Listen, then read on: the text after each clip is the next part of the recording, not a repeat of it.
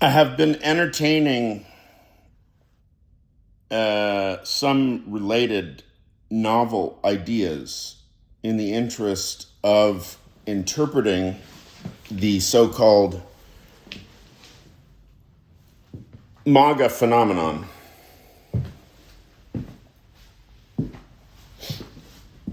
The red hat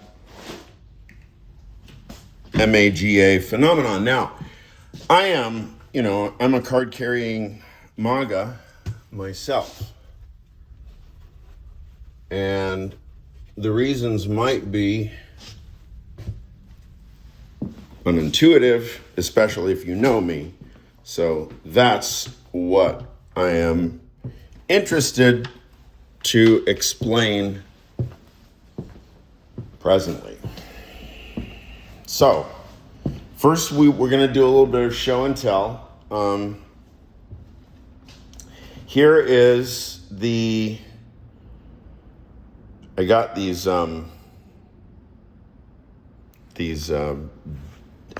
dye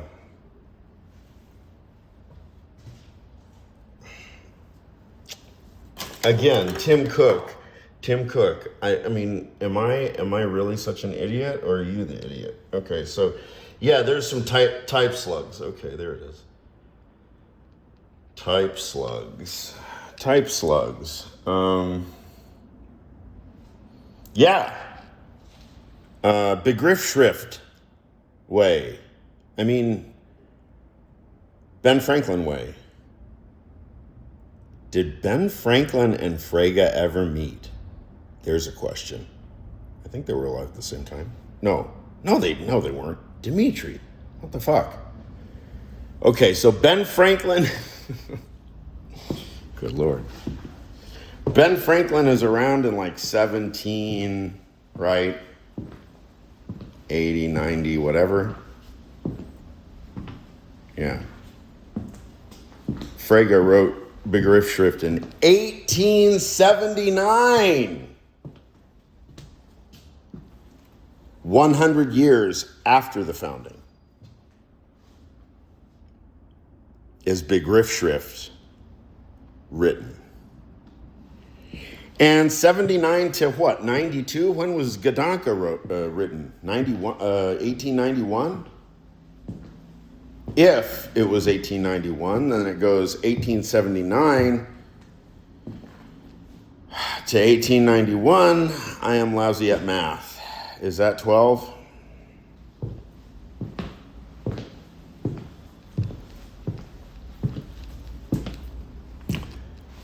Show and tell part 2. So this is the rubberized MAGA insignia.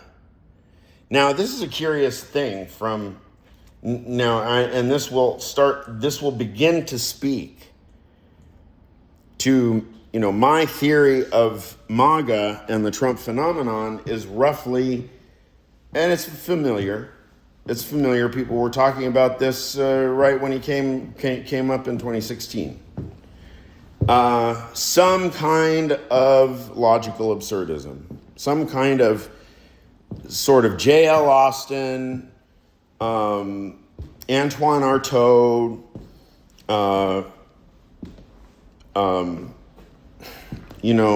to say Raymond Smullyan is to be give credit where none is due. Donald Trump is no Raymond Smullyan. We know that.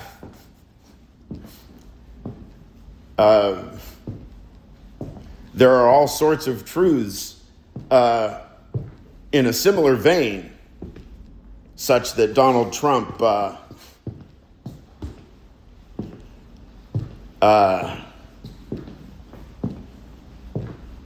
for example, I shan't even mix. I'll just not say dear leader's name anymore, and because I use the names of canonical thinkers, just as though they were not that they're deities. I mean, who gives a fuck? But they're like rotting underground somewhere.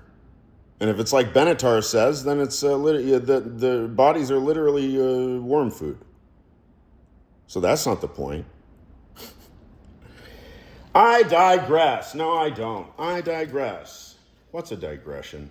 Okay, so this hat, this MAGA, it says Richardson. Okay. Now, how much did I pay for this MAGA hat?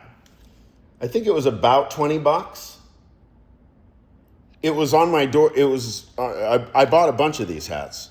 The box of them was on my doorstep in 12 hours. I mean, clearly the MAGA machine is insofar that it's generating revenue directly for Dear Leader.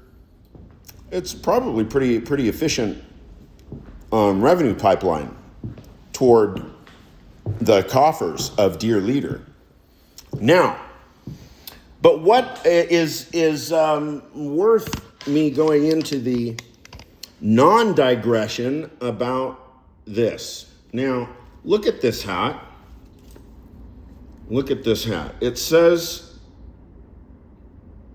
front. It's like a trucker style hat. Front, 100% cotton. Back, 100% polyester.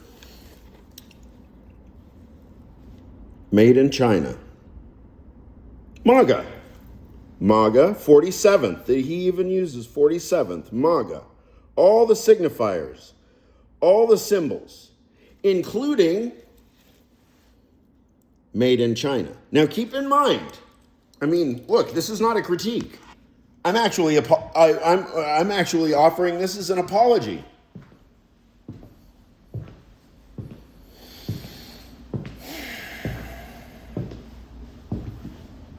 If this is J.L. Austin, performance art absurdism, Antoine Artaud, or whatever, Samuel Beckett. And even if Dear Leader has no idea what those words were that I just said, it still is plausible that that is essentially, pragmatically, the actual payoff. The actual materialization of what's happening is a kind of mystical trial, not of him. I mean, he's just being,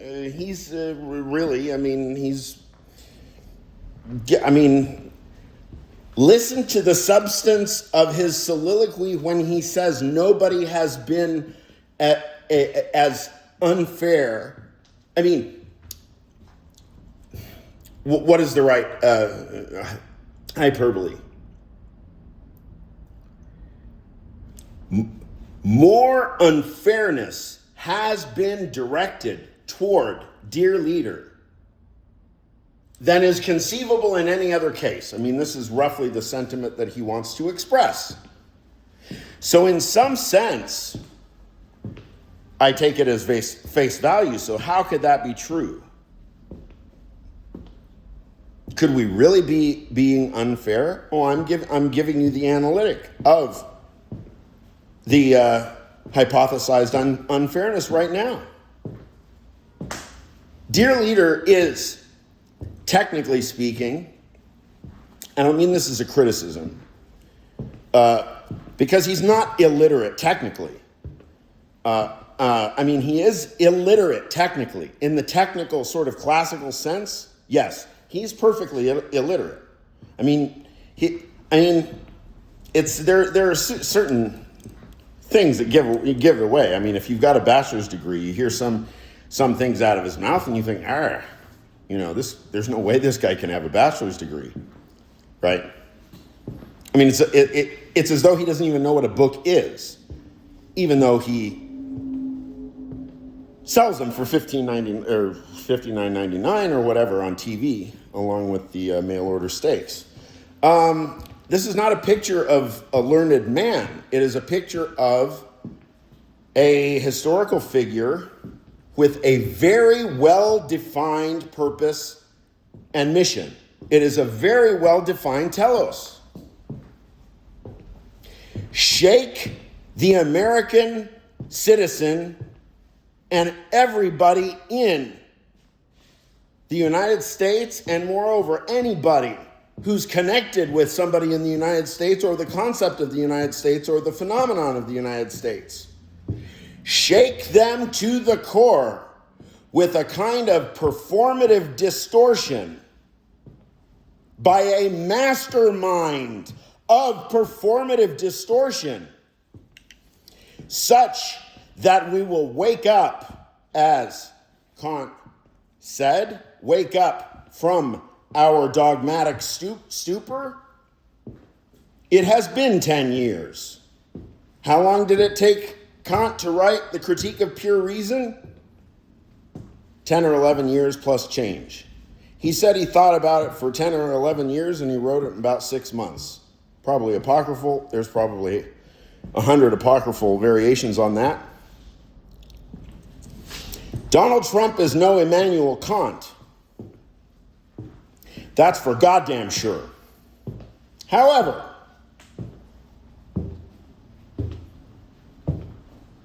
he is a kind of messenger. I don't know what exactly the archetype is symbolically. I think this is where the novelty comes in. There's something Pan-like, mischievous. There's something mischievous. It's obviously powerfully incoherent discourse, riddled with inconsistencies at every step, so much so that we even wonder if it counts as spoken discourse at all. And that we can even wonder about the question is proof of how defective the discourse is in itself as a technical apparatus for expounding truth. Right?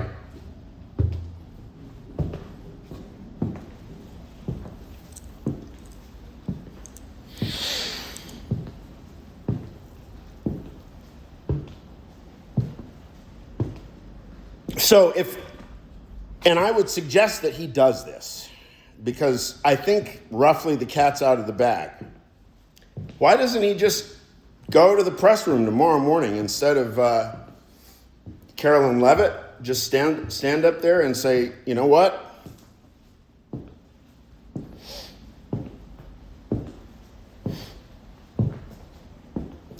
Schrodinger's out of the box.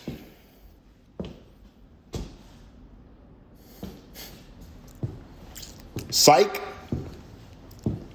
Just kidding. I was just fucking with you. The whole thing, I was just fucking with you. You think I know how to run a government? This is how long it takes to wake up the police. By this rather extreme method, but a method that is chosen by God, or the worms in the earth, or Mother Earth herself. I don't know who chooses it, or if there's a choice. However, the positions are clear and well defined. The man sits in the position such that he has struck the society to the core. He has put the living fear of illiteracy and psychic incoherence and brute terror and physical violence into the very core center of the mind and spirit of every human standing in the United States and plenty outside. Yes, dear leader, we are fucking scared. Bravo. Your job is done. We'll take it from here.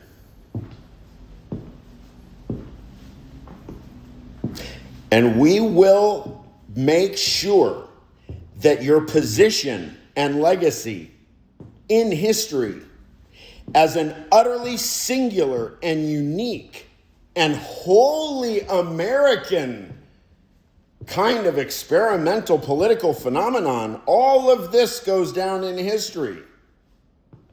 So even though on the face of it, dear leader, you do many things that are, you did a 45-minute dance concert, which was supposed to be like like a press event or a town hall meeting. A town hall meeting you turn into a dance event. I mean, Lord, look at my recent. I mean, you kind of actually gave me a little bit of a psychological boost because some people know that I'm just a dance nut. I mean, all the cervical vertebrae are damaged in my neck because I was such a hardcore rave kid, right? I mean, I danced my ass off. And the people, the kids, the people that knew me, know me, everybody knows me. When I was 20 years old in Los Angeles, I mean, at 9 p.m. in Silver Lake at the, what's that place called? Oh, where Daniel Johnston played, and like fucking Panacea. I think it was like at the Panacea concert or something. I don't know. Techno. I mean, no, it was like Underground Resistance. Lynn, the UR show. Remember the UR show? Lawrence Burden, and who else played? I'll tell you. No, I won't. Lawrence Burden. You will tell me, Lynn. You will tell me. You have photos. I mean, there are photos, and I mean, our clothes are just drenched with sweat. Yeah, okay. Dear leader, right? Some of his favorite songs are gay anthems. He doesn't care. Nobody else does either. Why? Because it's part of his logic. Only he understands his own day-say logic. No, this isn't a town hall? No, this is, no, we're just going to have a disco show right now. Now, I'll play you some Ave Maria because I like Ave Maria too. The rest, I play you some disco tracks. And, I like this other one too, right? I mean, it's like, what is this related to? It's related to Donald Trump. That's what it's related to. And the only way of understanding that dance party is to understand Donald Trump, which, I mean, I don't claim to, but, I mean, the dance party explains everything else, and everything else explains the dance party. If you're not paying attention to it, you cannot theorize it, Kanye West, and that's why you are not running for president. Don't worry, I'm not running either.